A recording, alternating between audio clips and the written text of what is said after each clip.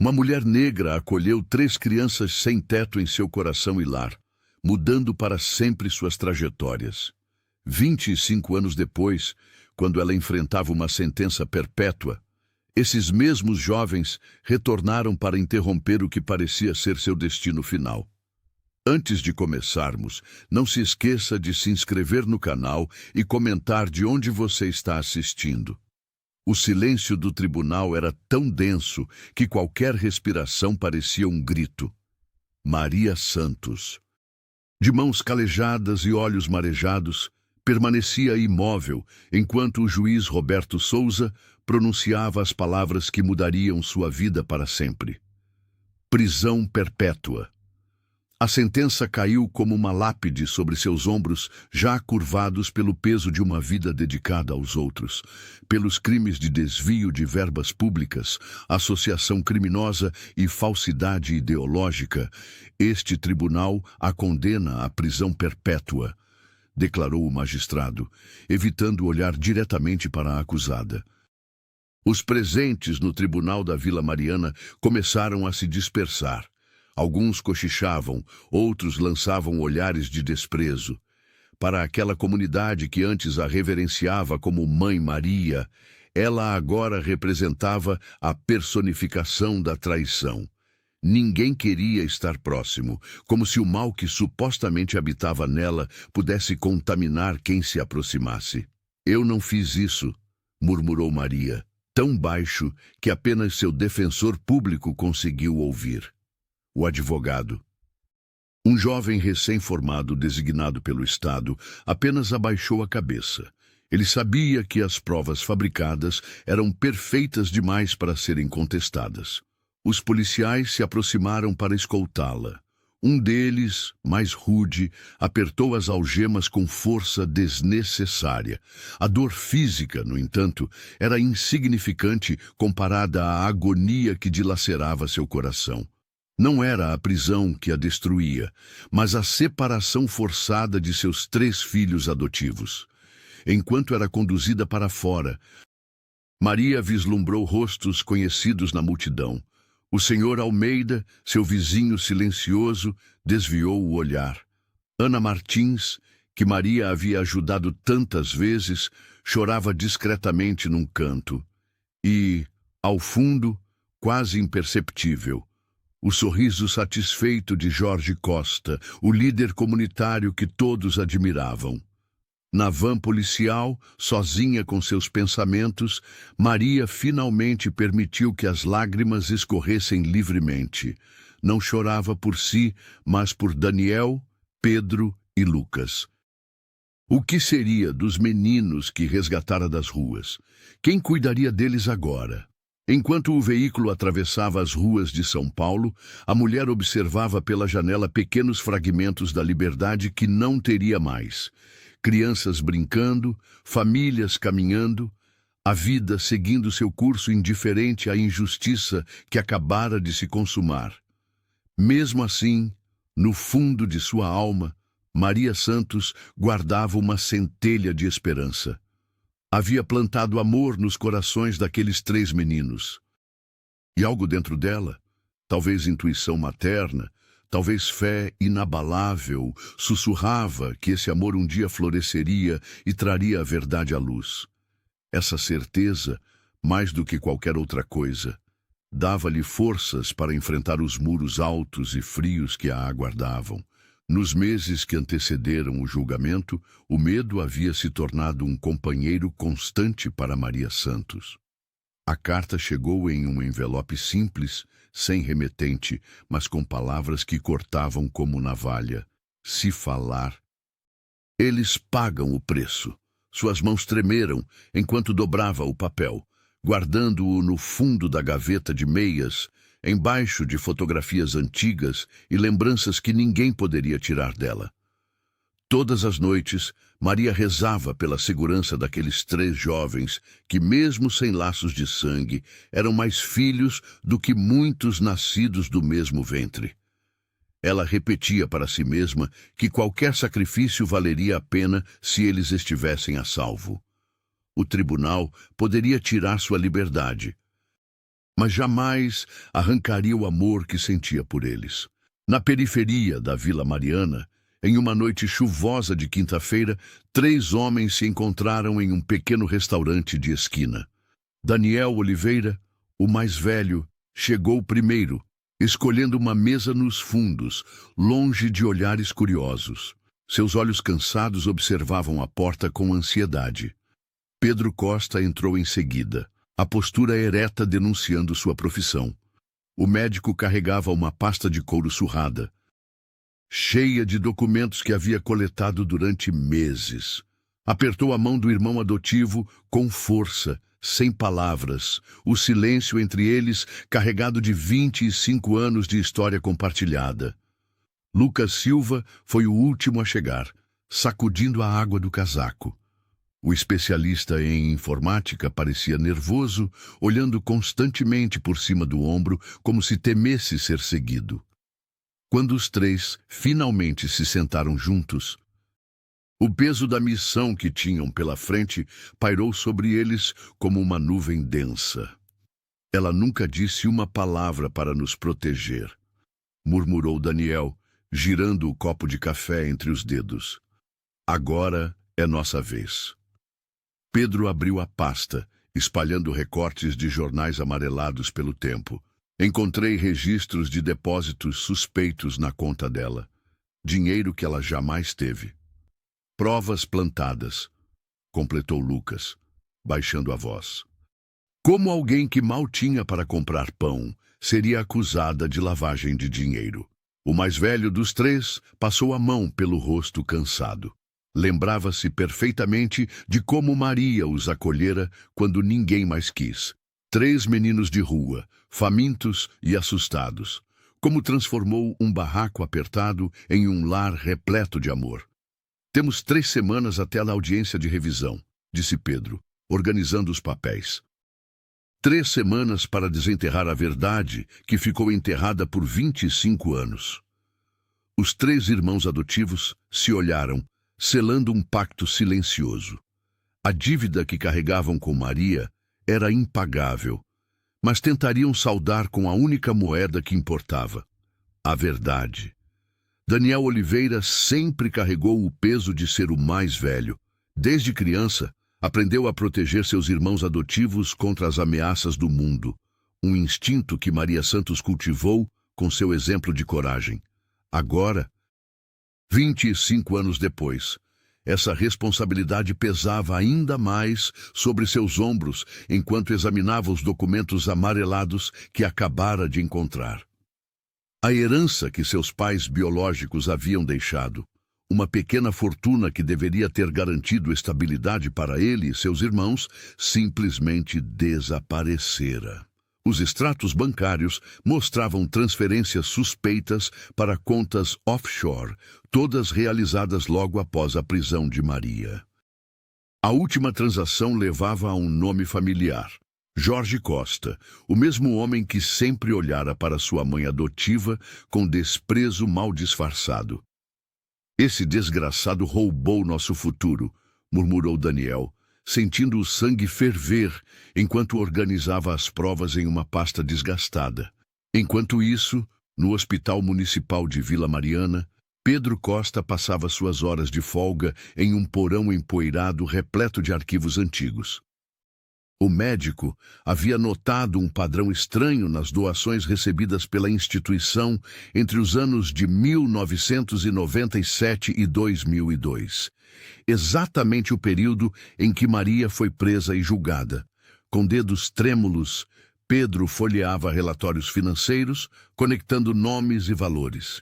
Grandes quantias haviam sido doadas por empresas fantasmas que, após investigação cuidadosa, o levaram a um único beneficiário, o mesmo Jorge Costa. O líder comunitário aparentemente usava o hospital como lavanderia para dinheiro sujo, enquanto se promovia como benfeitor da comunidade. Meu Deus! Sussurrou Pedro, descobrindo que uma das maiores doações coincidiu exatamente com a data da condenação de sua mãe adotiva. Em seu apartamento pequeno, cercado por monitores, Lucas Silva trabalhava incansavelmente, tentando conectar as descobertas dos irmãos.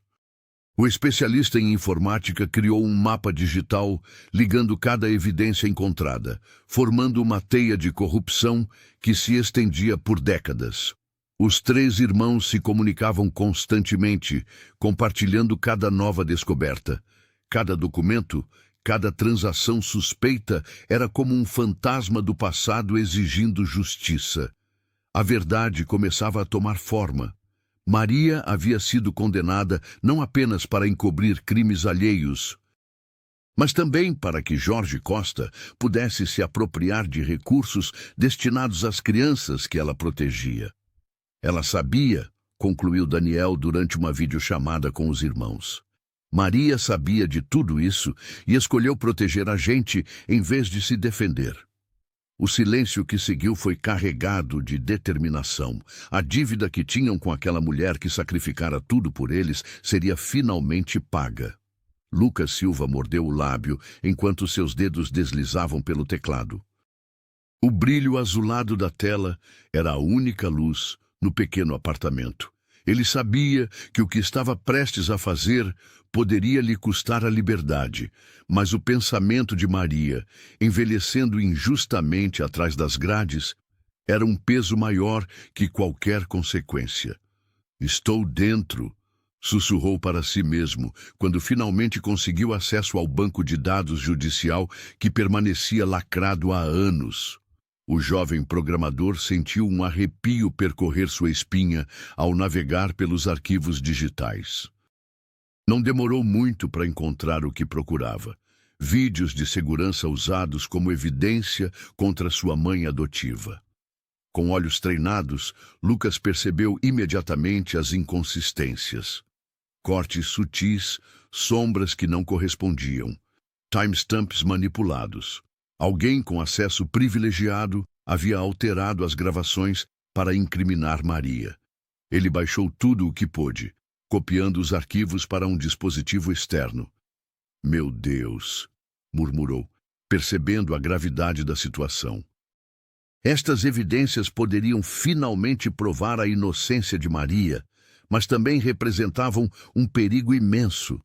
Se Jorge Costa ou seus comparsas descobrissem que ele tinha acesso a esse material, não apenas Lucas estaria em risco, mas todos os seus irmãos. Enquanto isso, no presídio feminino da Zona Leste de São Paulo, Maria Santos era escoltada por 2 agentes penitenciários até uma sala isolada. Seu coração acelerou ao ver um homem de terno que nunca tinha visto antes. Não havia registro oficial daquele encontro. "Senhora Santos, temos informações de que seus filhos estão investigando seu caso", disse o homem, sem se apresentar. "Seria mais fácil para todos se a senhora simplesmente nos contasse quem mais estava envolvido naquela noite." Maria manteve os olhos fixos nas próprias mãos. 25 anos de prisão haviam endurecido seu exterior, mas seu coração permanecia intacto. Ela sabia exatamente o que aquele interrogatório significava. Alguém estava ficando nervoso com a proximidade da verdade. "Não sei do que está falando", respondeu com voz firme. "Sempre estive sozinha naquela noite." O homem se inclinou para a frente. "Seus filhos estão em perigo, senhora. Pense bem no que está fazendo." Maria ergueu o olhar, seus olhos brilhando com uma determinação inabalável. "Meus filhos sabem se cuidar, e eu nunca incriminaria um inocente. Nem que me custasse mais 25 anos. Quando foi levada de volta à cela, a mulher chorou silenciosamente. O medo não era pela própria vida, mas pelo que poderia acontecer com Daniel, Pedro e Lucas. Mesmo assim, ela sabia que o silêncio era sua única arma contra aqueles que realmente mereciam estar atrás das grades. As luzes das velas tremulavam contra o céu escuro da noite paulistana, criando um tapete luminoso diante do imponente fórum da Vila Mariana. Centenas de pessoas se aglomeravam em silêncio respeitoso, intercalado por cânticos de esperança. Justiça para a Mãe Maria. Era o refrão que ecoava pelas ruas adjacentes, carregado pelo vento morno do início da noite. Maria Santos era mais que uma simples moradora daquele bairro. Era o coração pulsante da comunidade, dona de mãos sempre prontas a ajudar e de uma casa que nunca fechava as portas para quem precisasse. Ela havia conquistado o carinho e respeito de todos. Agora, injustamente encarcerada, recebia de volta o amor que semeou durante anos. Seu Jorge, dono da mercearia da esquina, distribuía água e café para os manifestantes. Dona Conceição, a costureira que aprendera o ofício com Maria, organizava os grupos de oração. Até mesmo o padre Antônio, que raramente saía da paróquia após o anoitecer, estava presente com sua batina surrada, abençoando a multidão que crescia a cada hora. Ela salvou meu filho da overdose quando ninguém mais acreditava nele, comentava uma senhora idosa, enxugando lágrimas teimosas. Minha família comeu por 3 meses graças às cestas que ela arranjava, confidenciava outro morador.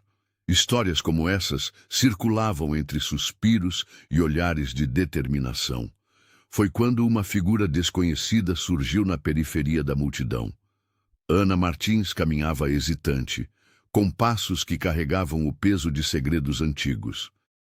A mulher, de aparência cansada e olhos inquietos, segurava uma pasta desgastada contra o peito, como quem protege um tesouro perigoso. "Preciso falar com os filhos dela", murmurou Ana para um dos organizadores, sua voz trêmula denunciando o nervosismo. "Tenho algo que pode mudar tudo."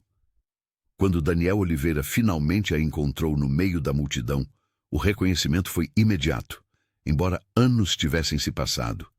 Ana era irmã de Rodrigo, um dos primeiros meninos que Maria acolhera. Muito antes de Daniel e seus irmãos chegarem. "Carrego este fardo há muito tempo", confessou ela, abrindo a pasta e revelando documentos, fotos e anotações meticulosamente organizadas. "Sei quem armou para sua mãe e por quê. Sei de coisas que podem libertá-la, mas que também podem nos colocar em perigo." Os olhos de Daniel brilharam com uma mistura de esperança e apreensão. Ali, nas mãos daquela mulher consumida pela culpa, poderiam estar as chaves que abririam não apenas as grades que prendiam Maria, mas também as correntes invisíveis que mantinham uma verdade terrível escondida por 25 anos. Ana Martins sentou-se na pequena sala de reuniões que Daniel havia improvisado no fundo do centro comunitário. Suas mãos tremiam enquanto ela contava sua história aos 3 irmãos.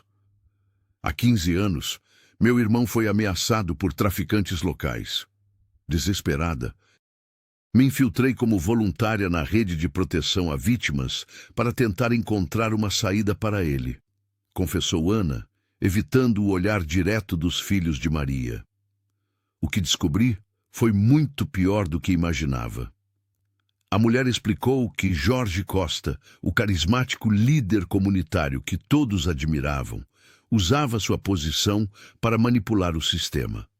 Ele desviava recursos destinados às vítimas e, quando Maria começou a notar irregularidades nas contas do centro, tornou-se um alvo. Ele tinha contatos em todos os lugares, no banco, no tribunal, até mesmo na polícia, continuou ela, enquanto Pedro tomava notas meticulosamente. Maria estava prestes a denunciá-lo quando foi incriminada. Lucas bateu na mesa com força. "Por que você nunca falou nada?" 25 anos, Ana. 25 anos. "Porque Jorge ameaçou meu irmão diretamente", respondeu, com lágrimas nos olhos. "E depois ameaçou vocês também. Ele me mostrou fotos de cada um indo para a escola, para o trabalho. Eu tinha medo." Daniel, sempre o protetor, colocou a mão no ombro do irmão mais novo, acalmando-o. Ele sabia que a raiva não ajudaria agora. Precisavam das informações que Ana trazia, documentos, datas, nomes de contas bancárias onde o dinheiro era lavado. Enquanto isso, no outro lado da cidade, o juiz Roberto Souza limpava sua mesa. Após 3 décadas de carreira, estava sendo forçado a se aposentar. As denúncias de suborno em vários casos, incluindo o de Maria Santos, haviam finalmente vindo à tona. Nunca é tarde para fazer o certo, murmurou para si mesmo, enquanto colocava em uma pasta documentos que jamais deveriam ter saído do tribunal. O magistrado havia recebido uma quantia considerável para ignorar inconsistências no processo contra Maria. Agora, com a consciência pesada e a carreira destruída, decidiu que era hora de redimir-se. Na sala do centro comunitário, Ana finalizava seu relato. Jorge mantém um cofre em sua casa com todas as provas contra ele mesmo. É sua garantia de que ninguém o trairá. Os 3 irmãos trocaram olhares. Pela primeira vez em anos, a esperança parecia real. A balança da justiça, por tanto tempo desequilibrada, começava finalmente a oscilar para o lado certo. O detetive Antônio Ferreira nunca foi homem de acreditar em coincidências.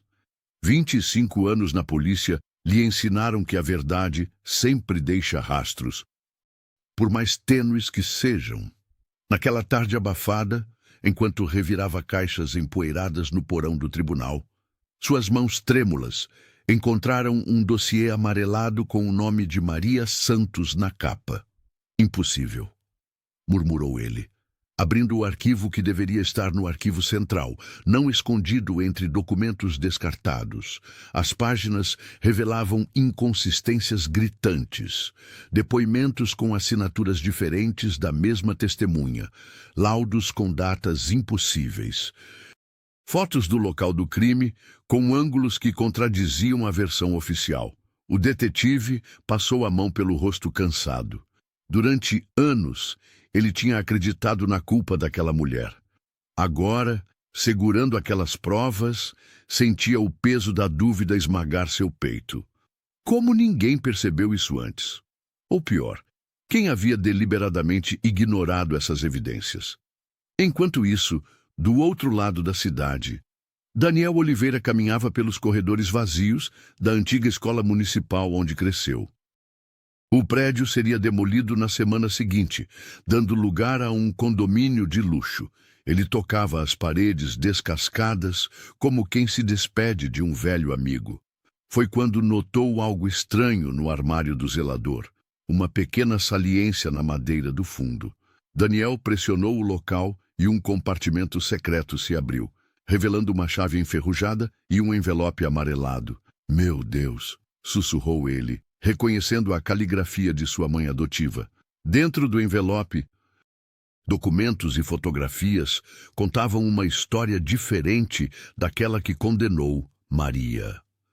Havia recibos de doações substanciais feitas por Jorge Costa para a campanha do antigo juiz do caso. Fotos de encontros secretos entre testemunhas-chave e o então promotor, além de uma carta escrita pelo falecido Francisco Santos, alertando sobre ameaças que havia recebido. As mãos de Daniel tremiam enquanto ele guardava aquele tesouro no bolso. Cada papel era uma peça do quebra-cabeça que poderia finalmente libertar sua mãe. O filho mais velho sentiu lágrimas nos olhos ao perceber que Maria havia escondido aquelas provas ali, sabendo que um dia seus filhos poderiam encontrá-las. No caminho para casa, ele ligou para seus irmãos. Pedro, Lucas, encontrei algo grande, disse com a voz embargada. Acho que finalmente temos como provar que ela é inocente. A verdade, enterrada por tantos anos, finalmente começava a respirar. O envelope amarelado tremia nas mãos de Daniel Oliveira. Entre os documentos encontrados no velho armário escolar, uma carta escrita à mão se destacava. A caligrafia firme pertencia a Francisco Santos, marido falecido de Maria. Daniel sentiu o coração acelerar, enquanto lia as palavras que poderiam mudar tudo. Se algo me acontecer, investigue em Jorge. Ele não é quem aparenta ser, dizia um dos trechos mais alarmantes. Francisco detalhava como seu antigo amigo de infância, Jorge Costa, havia se transformado ao longo dos anos. O homem que agora se apresentava como respeitável líder comunitário estaria envolvido em esquemas de tráfico de influência e manipulação de provas em diversos casos na região. Ele sabia, meu pai sabia de tudo, murmurou Daniel, passando a carta aos irmãos. Pedro segurou o papel com cuidado, como se manuseasse uma relíquia frágil. Seus olhos de médico percorreram as linhas rapidamente, conectando pontos que antes pareciam desconexos. Francisco morreu apenas 3 meses antes da prisão da mamãe. Isso não pode ser coincidência, observou o médico, entregando o documento a Lucas. O especialista em informática analisou as datas mencionadas na carta, comparando-as com os registros que havia obtido nos sistemas judiciais.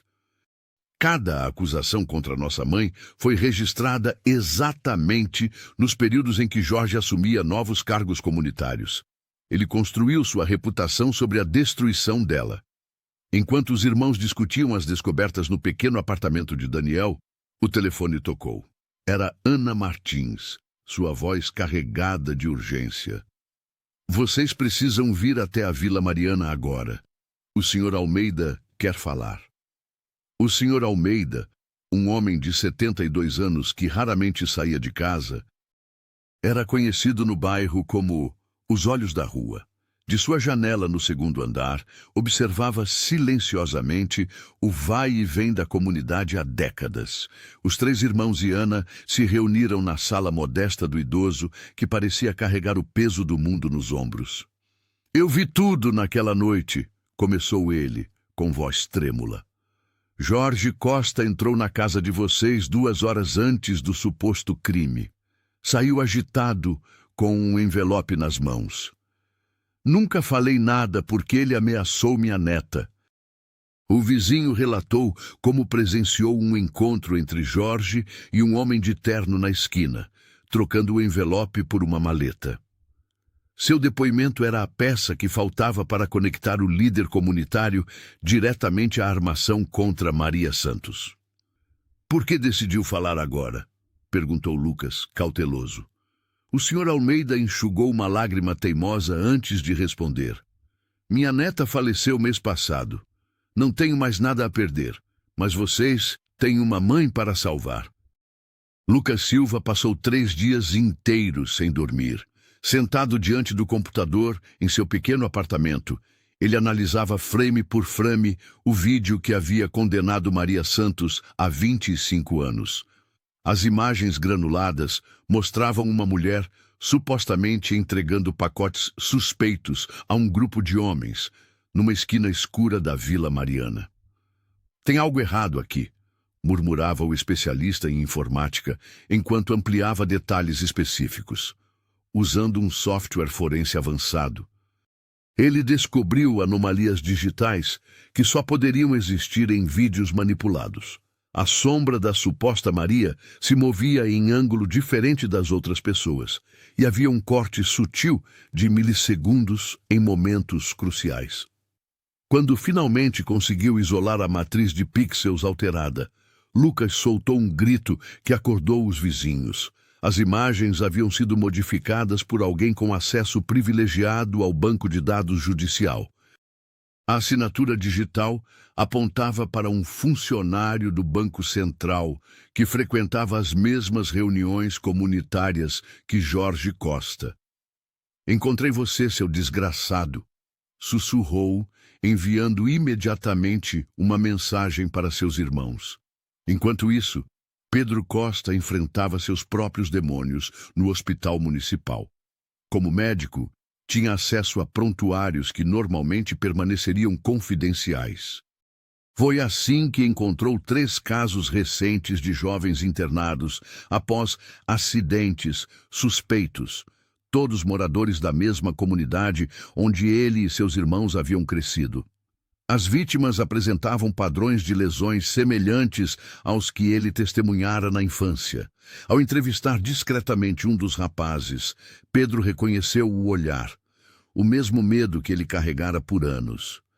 "Alguém te ameaçou para não falar?" perguntou em voz baixa. O jovem apenas assentiu, lágrimas escorrendo silenciosamente. Quando Pedro mostrou uma foto de Jorge, o rapaz estremeceu visivelmente. "O esquema continua", concluiu o médico, sentindo o sangue ferver nas veias. A raiva que tentara suprimir por anos agora transbordava como combustível para sua determinação. Naquela noite, os 3 irmãos se reuniram no antigo centro comunitário fundado por Maria. Daniel trouxe os documentos que havia coletado. Pedro apresentou os relatórios médicos codificados que havia compilado. E Lucas exibiu em seu dispositivo as provas da manipulação digital. "Ele não destruiu apenas nossa infância", disse Pedro, a voz trêmula. "Continua fazendo vítimas até hoje. E usou nossa mãe como bode expiatório", completou Daniel, socando a mesa. Lucas olhou para os irmãos com determinação renovada. "Agora temos provas concretas. Jorge Costa não vai escapar desta vez." O que começara como busca por justiça para Maria transformava-se em uma missão ainda maior. Não era apenas sobre o passado, era sobre impedir que outras famílias fossem destruídas pelo mesmo homem que havia roubado 25 anos de suas vidas. Beatriz Lima folheava os documentos espalhados sobre sua mesa com crescente indignação. A promotora recém-nomeada não conseguia acreditar no que via. Inconsistências gritantes, testemunhos contraditórios e evidências claramente manipuladas no processo de Maria Santos. Como ninguém havia notado isso antes? Ou pior, quem havia deliberadamente ignorado tudo isso? "Vou reabrir este caso", anunciou Beatriz para sua pequena equipe, batendo a pasta na mesa com determinação. A notícia se espalhou rapidamente pela Vila Mariana, acendendo uma chama de esperança que muitos já haviam abandonado. Para Daniel, Pedro e Lucas, a decisão da promotora era como um raio de luz após décadas de escuridão. Finalmente, alguém do sistema judiciário estava disposto a ouvir a verdade. Mas essa luz também iluminou sombras perigosas que há muito se escondiam. Na mesma noite em que a notícia foi divulgada, Daniel encontrou um envelope sob a porta de seu apartamento. Dentro, fotos recentes de Pedro saindo do hospital e de Lucas em seu local de trabalho. A mensagem era clara: "Estamos observando vocês. Precisamos ter cuidado", alertou Daniel aos irmãos, reunidos na pequena sala de estar. "Quem quer que tenha feito isso com nossa mãe está disposto a tudo para manter seu segredo." O que eles não esperavam era que Jorge Costa, o respeitado líder comunitário que sempre organizava eventos beneficentes e discursava sobre justiça social, fosse aparecer no restaurante onde Daniel almoçava no dia seguinte. "Posso me sentar?", perguntou Jorge, sem esperar resposta.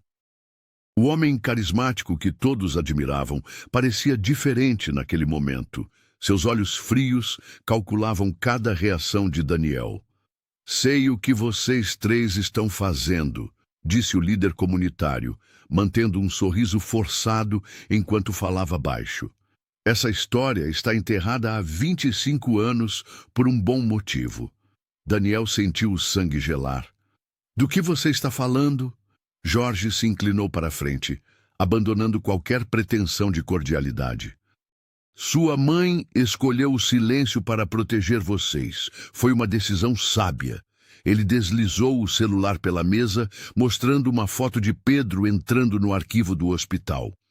"Se essas provas que vocês estão coletando vierem à tona, todos pagarão caro, especialmente aquela mulher que vocês tanto querem salvar."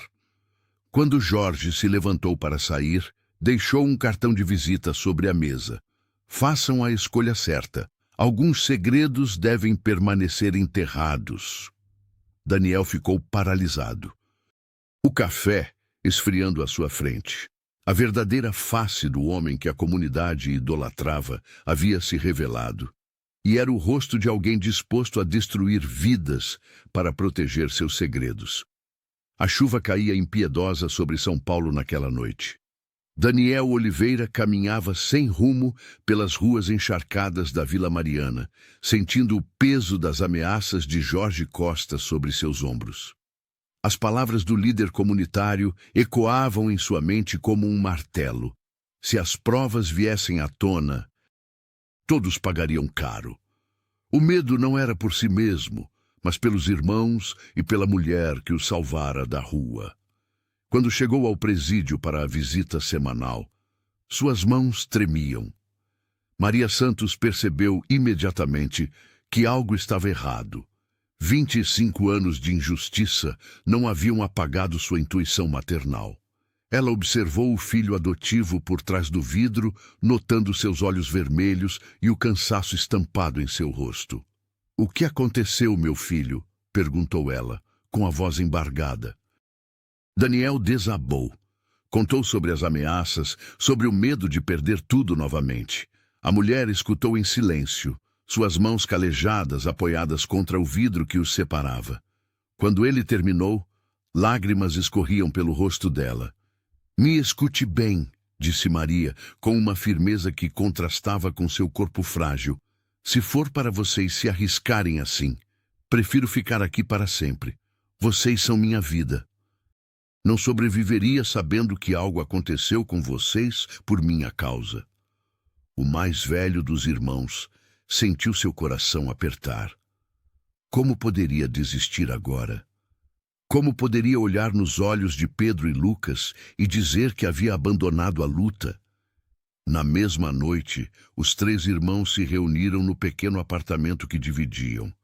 O encontro foi marcado por um silêncio pesado, quebrado apenas pelo som da chuva nas janelas. Pedro foi o primeiro a abraçar Daniel, seguido por Lucas. Não precisavam de palavras para expressar o que sentiam. "Ela pediu para desistirmos", murmurou Daniel finalmente, sua voz quase inaudível. "E você acha que podemos?" respondeu Pedro. O médico que havia passado anos estudando para um dia poder ajudar pessoas como sua mãe adotiva. Lucas, o mais jovem, permaneceu em silêncio por alguns instantes antes de falar. "Ela sacrificou tudo por nós. É nossa vez agora." Os 3 homens, unidos não pelo sangue, mas por uma dívida de amor e gratidão, selaram um pacto silencioso naquela noite. As lágrimas que derramaram não eram de fraqueza, mas de determinação renovada.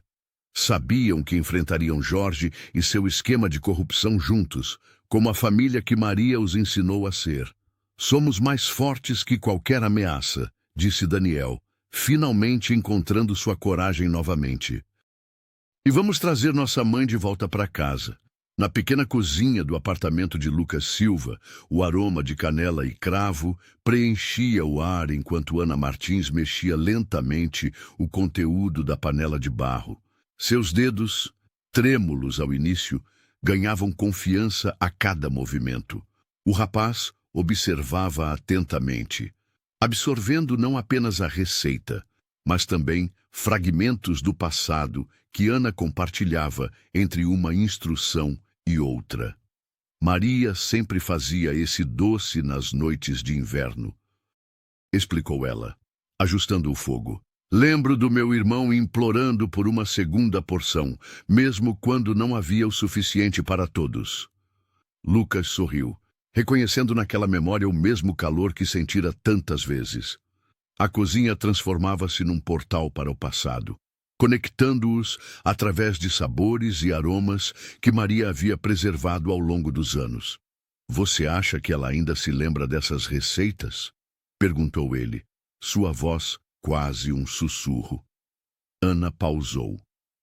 A colher de pau suspensa no ar. Algumas coisas nem mesmo as grades conseguem apagar. As noites se tornaram um ritual.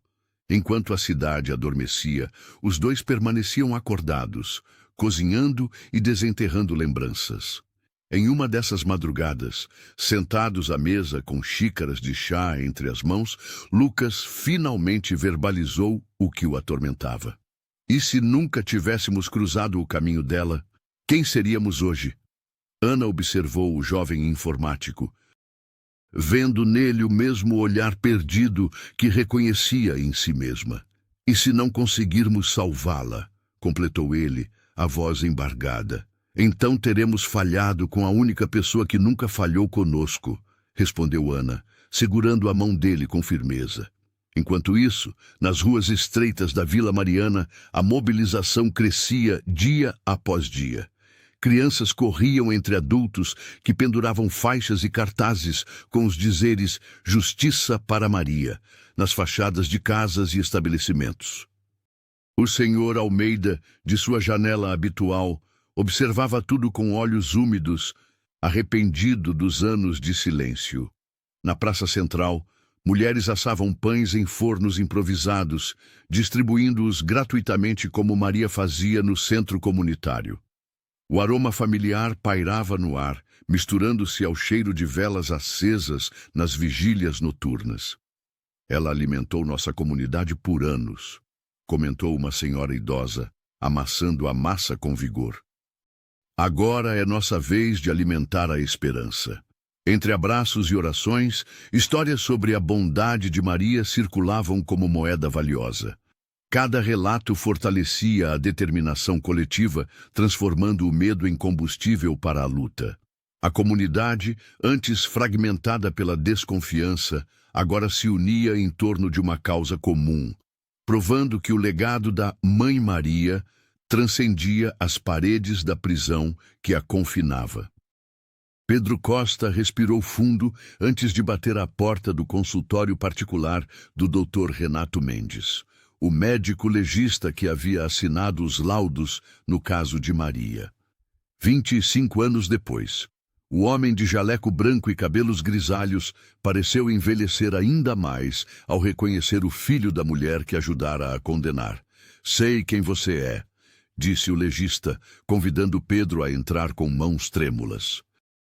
E tenho esperado por este momento há muito tempo. No pequeno consultório repleto de diplomas emoldurados, o médico confessou entre lágrimas que havia alterado resultados de exames e fabricado evidências sob ameaças diretas de Jorge Costa. Enquanto falava, o legista parecia liberar um peso que carregava por décadas. Ele ameaçou minha família. Disse que meus filhos não chegariam vivos ao final da semana, explicou Renato, evitando o olhar acusador de Pedro.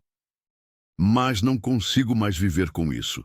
O filho de Maria, usando sua própria experiência médica, conduziu a conversa com precisão cirúrgica, extraindo cada detalhe técnico das falsificações. Quando terminou, ofereceu ao homem quebrado à sua frente uma chance de redenção. Grave tudo, cada detalhe. É a única forma de fazer justiça à minha mãe. Enquanto isso, Lucas Silva trabalhava incansavelmente em seu apartamento, cercado por 3 monitores e dezenas de códigos que só ele compreendia. Após dias sem dormir direito, o especialista em informática finalmente conseguiu rastrear a origem dos depósitos misteriosos na conta de Maria Santos.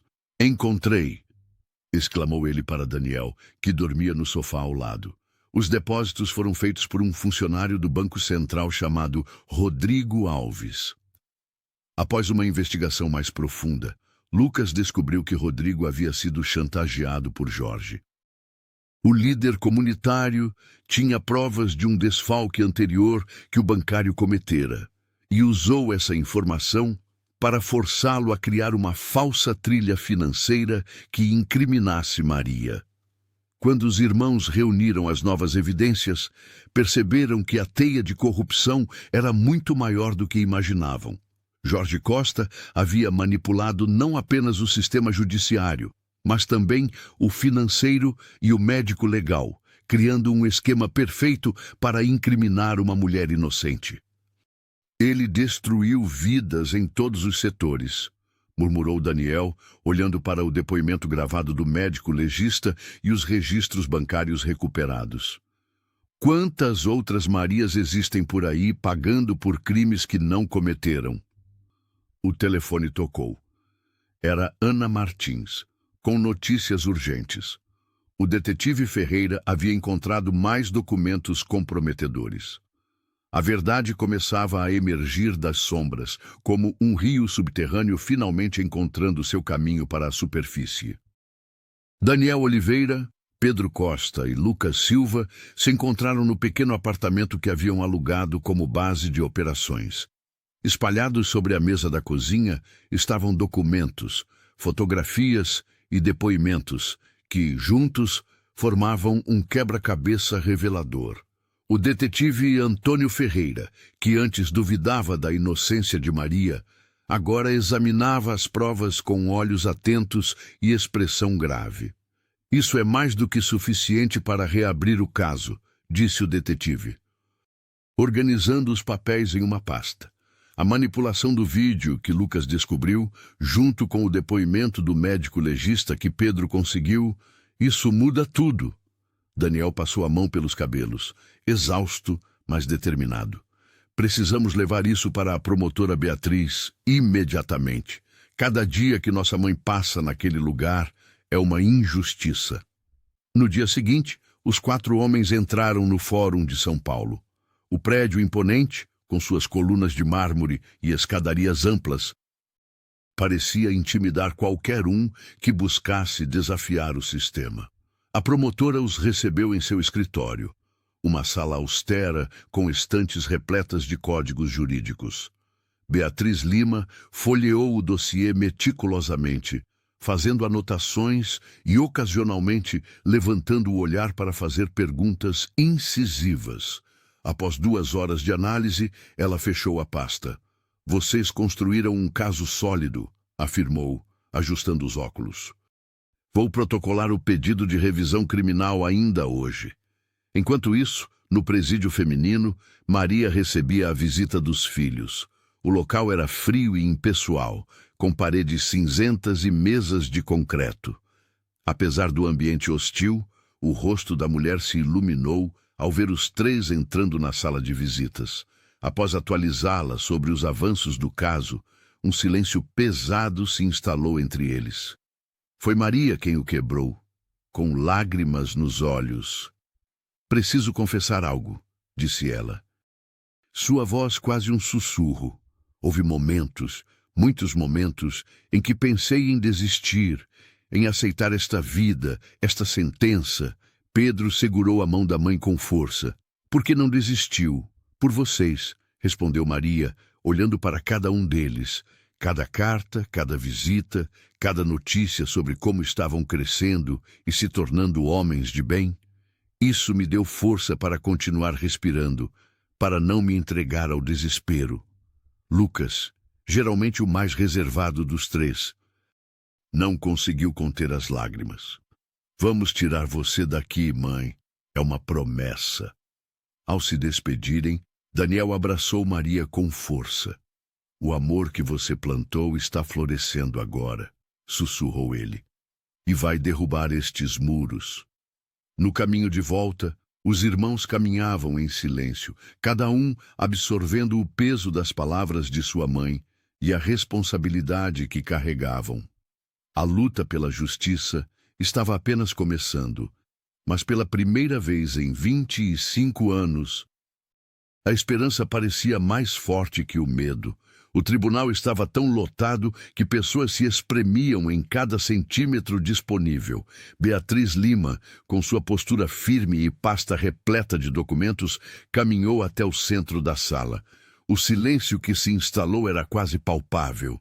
Meritíssimo, peço licença para apresentar novas evidências no caso de Maria Santos, anunciou a promotora, sua voz ecoando pelas paredes. Estas provas foram meticulosamente coletadas pelos filhos da acusada e verificadas por especialistas independentes. Os olhares se voltaram para Daniel, Pedro e Lucas, sentados na primeira fileira. Os 3 irmãos, unidos por laços mais fortes que sangue, mantinham-se firmes, apesar do nervosismo evidente. Pedro apertava discretamente a mão de Daniel. enquanto Lucas não conseguia tirar os olhos de Maria, que observava tudo com um misto de esperança e medo. Beatriz começou a apresentação com imagens restauradas do vídeo que havia condenado Maria. Na tela grande do tribunal, todos puderam ver claramente as marcas de edição que Lucas havia descoberto. A promotora, então, reproduziu áudios de conversas comprometedoras, incluindo a confissão gravada do médico legista que Pedro havia conseguido. Como podem ver, senhores, continuou ela, estamos diante de uma trama elaborada para incriminar uma inocente. Murmúrios de espanto percorreram a sala quando as transferências bancárias falsificadas apareceram na tela, com setas indicando sua origem e destino. O juiz, visivelmente perturbado, ajustava os óculos a cada nova revelação. Chamo agora Jorge Costa para depor, anunciou Beatriz. O líder comunitário entrou com seu habitual sorriso confiante, mas algo em seus olhos denunciava seu desconforto. Vestido impecavelmente, Jorge cumprimentou alguns conhecidos com acenos discretos antes de sentar-se. Senhor Costa, o senhor pode explicar por que seu nome aparece como autorizador dessas transferências? Perguntou Beatriz, apontando para documentos projetados. Pela primeira vez em décadas, a voz de Jorge falhou. Ele pigarreou, tentando recuperar a compostura. Deve haver algum engano, respondeu, mas suas mãos tremiam ao ajustar a gravata. Maria observava tudo com lágrimas silenciosas escorrendo pelo rosto. 25 anos de sofrimento pareciam condensados naquele momento. Ao seu lado, Ana Martins segurava sua mão com força, como se tentasse transmitir toda a coragem que a amiga precisava. Quando Beatriz apresentou o depoimento do funcionário do banco que confessou ter sido coagido por Jorge, o ar no tribunal ficou tão denso que parecia difícil respirar. A verdade, por tanto tempo sufocada, finalmente rompia a superfície com força avassaladora. A defesa pede a anulação imediata da sentença contra Maria Santos, concluiu Beatriz, baseada nas evidências irrefutáveis de manipulação judicial e falsificação de provas. Jorge Costa, agora visivelmente abalado, encarava o chão, incapaz de sustentar os olhares acusadores que convergiam em sua direção. O silêncio no tribunal era absoluto quando o especialista em análise forense digital, Dr. Renato Campos, apresentou seu laudo técnico. Com gestos precisos, ele apontou para a tela onde o vídeo que havia condenado Maria Santos 25 anos atrás era exibido frame por frame. Como podem observar, existem inconsistências claras na sequência temporal. As sombras mudam de direção em menos de um segundo, algo fisicamente impossível.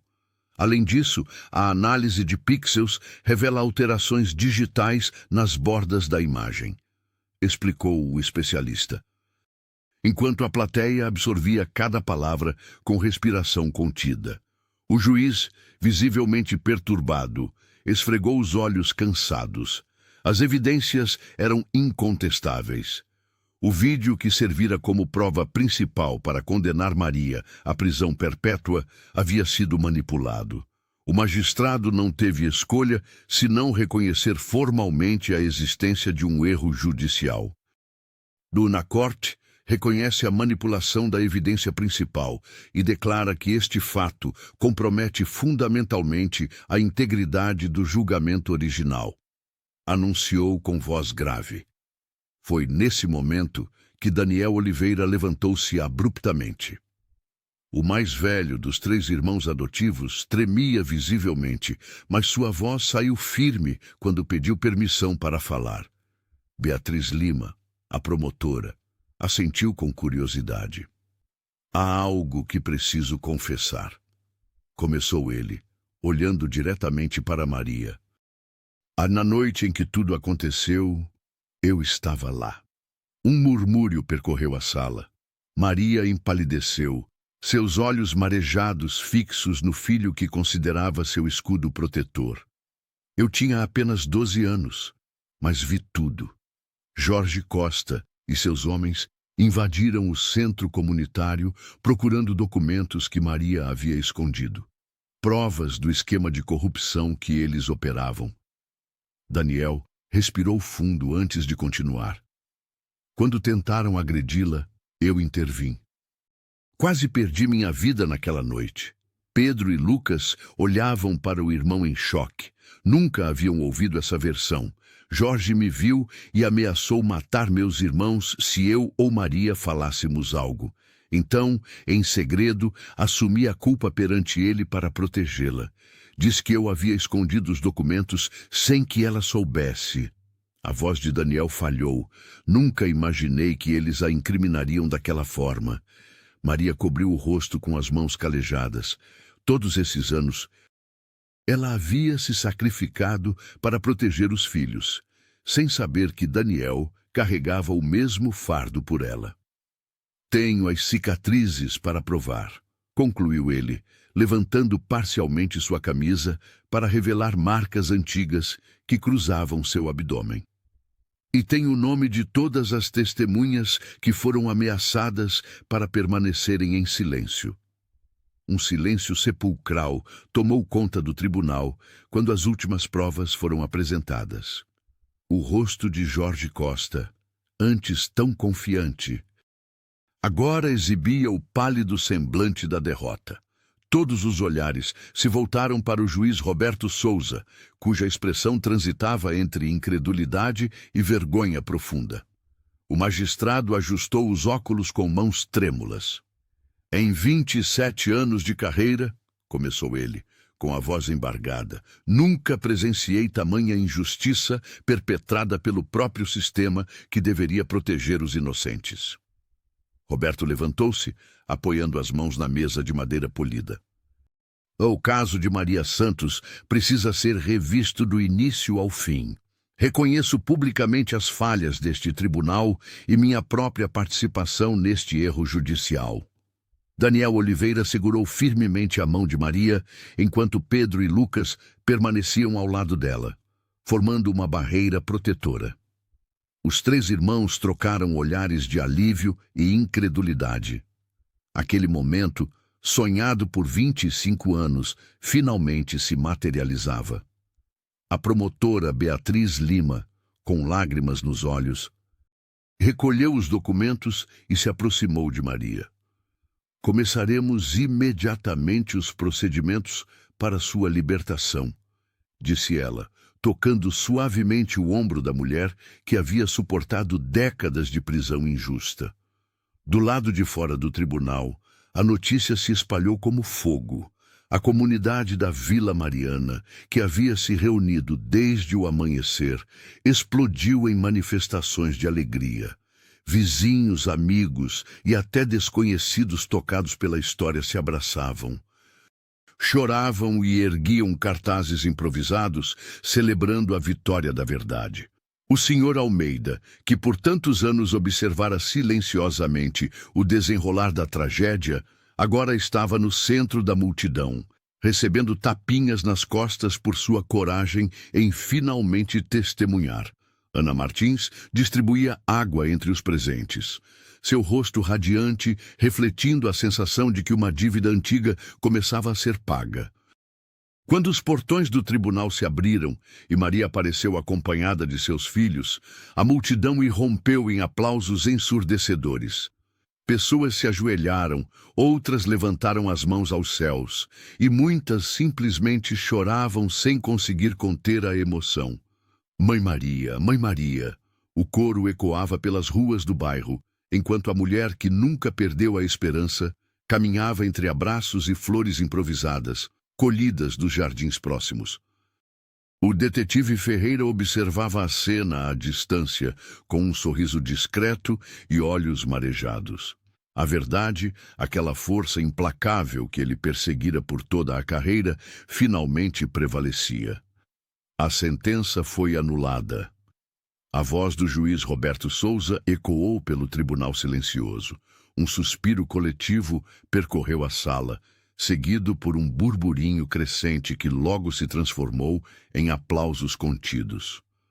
Maria Santos permaneceu imóvel por alguns segundos, como se as palavras ainda estivessem sendo processadas por seu corpo exausto. 25 anos de injustiça não desaparecem com uma simples frase. Seus olhos marejados buscaram primeiro Daniel, depois Pedro e por fim Lucas. Os 3 homens que um dia foram meninos abandonados e que agora estavam ali, de pé, com lágrimas escorrendo livremente por seus rostos. "Mãe", sussurrou Daniel Oliveira, estendendo a mão trêmula para a mulher que sacrificara tudo por eles. Com passos hesitantes, Maria deixou o banco dos réus. Suas pernas, acostumadas às limitações do presídio, pareciam não lembrar como era caminhar em liberdade. O mais velho dos irmãos a amparou, enquanto Pedro e Lucas formavam uma barreira protetora ao seu redor. Quando as portas do tribunal se abriram, a luz do sol a cegou momentaneamente. O barulho da multidão reunida na escadaria do fórum era ensurdecedor. Cartazes de justiça para Maria balançavam ao vento, enquanto centenas de pessoas gritavam seu nome. Ana Martins foi a primeira a romper o círculo de seguranças, entregando um buquê de flores do campo para a recém-liberta. "Obrigada por não desistir", murmurou, antes de ser engolida novamente pela multidão. O detetive Ferreira observava à distância, com um discreto aceno de cabeça. Seu trabalho estava feito, mas a culpa por ter demorado tanto para enxergar a verdade ainda pesava em seus ombros. No caminho para casa, o veículo dirigido por Lucas avançava lentamente pelas ruas da Vila Mariana. Vizinhos saíam às portas e janelas, alguns aplaudindo, outros simplesmente observando em silêncio respeitoso. O senhor Almeida, da janela de seu apartamento, ergueu a mão em saudação. Seu testemunho havia sido crucial. Quando pararam em um semáforo, Maria baixou o vidro e respirou profundamente o ar da cidade. Olhou para o céu de São Paulo, incomumente azul naquele dia, e fechou os olhos em agradecimento silencioso. A fé que a sustentara durante tantos anos de confinamento agora era celebrada por toda uma comunidade. "Vocês nunca desistiram", ela finalmente disse, virando-se para encarar os filhos. "Aprendemos com a melhor", respondeu Pedro, apertando suavemente sua mão. Quando finalmente chegaram à antiga casa, agora renovada pelos esforços dos 3 irmãos, Maria Santos parou na calçada, contemplando o lugar que pensou nunca mais ver. A porta estava decorada com uma faixa simples: "Bem-vinda de volta, Mãe Maria." O centro comunitário da Vila Mariana renasceu sob as mãos de Maria Santos. Após 25 anos de injustiça, ela finalmente pôde retornar ao lugar que ajudara a construir, trazendo de volta sua essência acolhedora.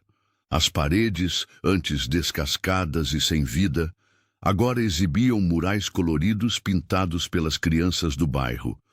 O aroma de pão fresco saindo do forno se espalhava pelos corredores, misturando-se às risadas infantis que ecoavam pelo pátio.